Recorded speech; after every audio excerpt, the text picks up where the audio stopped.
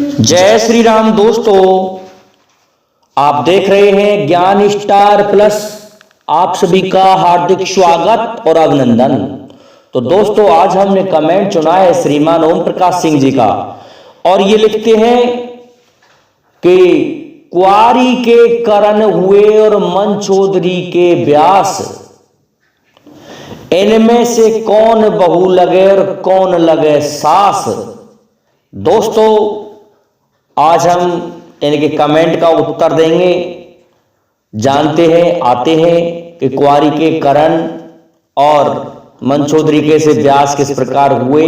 इस प्रकार दोस्तों, इससे पहले हमारे चैनल को लाइक शेयर सब्सक्राइब जरूर कर दें, साथ ही बेल आइकन को भी प्रेस कर दें, जिससे कि आने वाले वीडियो का नोटिफिकेशन आपको मिलता रहे। तो दोस्तों, क्या होता है कि एक बार महर्षि पाराशर तपस्या कर रहे थे, और क्या होता है, तपस्या कर रहे थे तो उसी समय महर्षि पाराशर की पत्नी रजस्वला हो रही थी। तो उन्होंने पत्र लिख के दिया, एक कबूतर के माध्यम से एक पत्र पहुंचाया। दोस्तों, कहने को तो सुख भेजा था, अर्थात तोता भेजा था, और वह तोता लेकर के उस पत्र को पहुंच जाता है महर्षि पाराशर के पास में, और वहां जाके कहता है कि लो, अपना पत्र पढ़ लो। जब वह पत्र पढ़ा तो उन्होंने अपना शुक्र कि मैं अभी नहीं आ सकता, एक दोने में रख करके और उस तोता के गले में लटका दिया।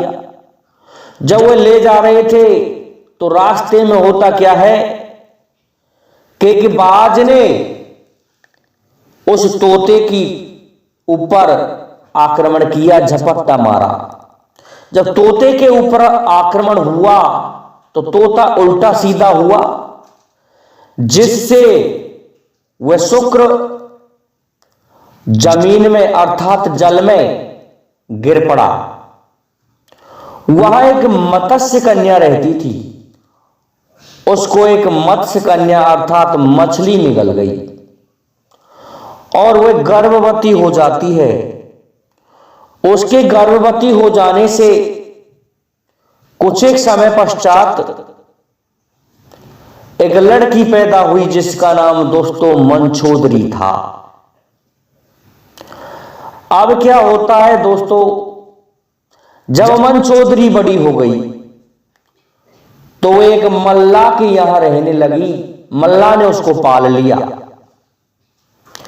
जब मल्ला अपना व्यापार कर रहा था इधर से उधर यात्रियों को गंगा से पार उतारने का, तो तपस्या करने के पश्चात महर्षि पाराशर अपने घर को जा रहे थे। जब वे वापस आ रहे थे तो उसी समय मल्ला अपना भोजन खोल के और भोजन करने बैठ गया। तो मल्ला सोचने लगा कि यदि मैं अन्न को छोड़ता हूं तो ये मुझे श्राप दे देगा अन्न देवता, और यदि इस यात्री को नहीं उतारता हूं तो ये महर्षि जी हैं, ये मुझे श्राप दे देंगे। तो धर्म संकट में पड़ जाता है वह मल्ला। जब धर्म संकट में पड़ गया तो उनकी पुत्री उस समय जवान अवस्था में थी। वह कहने लगी कि पिताजी, इनको मैं उतार के आती हूं, आप खाना खाइए। तो नाव में बैठा लिया महर्षि पाराशर को और ले जा रही है लड़की। तो महर्षि पाराशर ने बीच नदी में जाकर के क्या कहा कि लड़की, आज से तुम्हारी देखभाल मैं करूंगा। लड़की कहने लगी कि आकाश देख रहा है, जल देख रहा है, कोई नहीं देख रहा है। तो इस पर क्या करते हैं महर्षि पाराशर, अपने कमंडल में से जल के छींटे मंत्रोच्चारण करते हुए बोलते हैं, जिससे जल के ऊपर काई छा जाती है। इसके पश्चात उसी में से अपने जल के छींटे ऊपर को उछाल देते हैं, जिससे धुंध कोहरा छा जाता है, और इस प्रकार महर्षि पार उतर जाता है। कुछ एक समय पश्चात उस लड़की को जो गर्भ रह गया था, उसके से एक लड़का पैदा होता है, जो दोस्तों पैदा होते ही तपस्या करने निकल गए थे। कृष्णद्वैपायन महर्षि वेद व्यास पैदा हुए थे। दोस्तों इसके पश्चात दूसरी कथा हम लेते हैं कर्ण की। क्या होता है कि एक बार कुंती के पास में ऋषि दुर्वासा आ गए।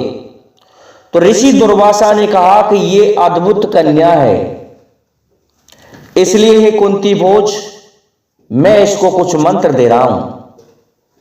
तो पूजा में सम्मिलित करते हुए और कुंती को 6 मंत्र दे दिए और कह दिया कि इन मंत्रों को जब तू काम में लेना चाहेगी उसी समय वह देवता प्रकट हो जाएगा और वह देवता आप जो कहेंगी आपके कहे अनुसार चलेगा।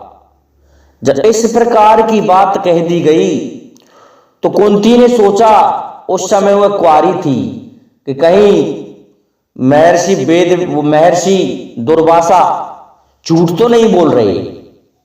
तो उन्होंने एक मंत्र को आजमा कर देखा, जिससे सूर्य देव इनके पास आ गए और ये गर्भवती हो गई। तो इनके एक बच्चा पैदा हुआ। उस बच्चे को इन्होंने, जो कि कवच युक्त था, सूर्य भगवान से पैदा हुआ था, तो इन्होंने उसको एक द्रोणी में, एक मसूसे में रख के और गंगा में बहा दिया। दोस्तों जब यमुना जी में बहा दिया, गंगा जी में, उसे आदरथी पकड़ लेते हैं और क्या होता है, उनके भी कोई संतान नहीं थी आदरथ के। तो अपनी पत्नी राधे को जाके दे देते हैं और कर्ण का लालन पालन राधे ने किया था। अब दोस्तों बात आती है कि इनमें से कौन बहू हुई और कौन सास। तो मंचोदरी दोस्तों सत्यवती थी, जो कि हस्तिनापुर के सिंहासन की मुखिया थी। मंचोदरी के पुत्र चित्र विचित्र जब मारे गए तो उसके पश्चात उन्होंने उन्हीं बहुओं के गर्भ से महर्षि वेदव्यास को बुला करके मंत्रोच्चारण द्वारा 3 पुत्र पैदा हुए थे, धृतराष्ट्र, पांडु और विदुर। विदुर जी दासी से उत्पन्न हुए थे। तो पांडु की पत्नी कुंती बनी थी। तो इस प्रकार से मंचोदरी सास हो गई और कुंती बहू हो गई।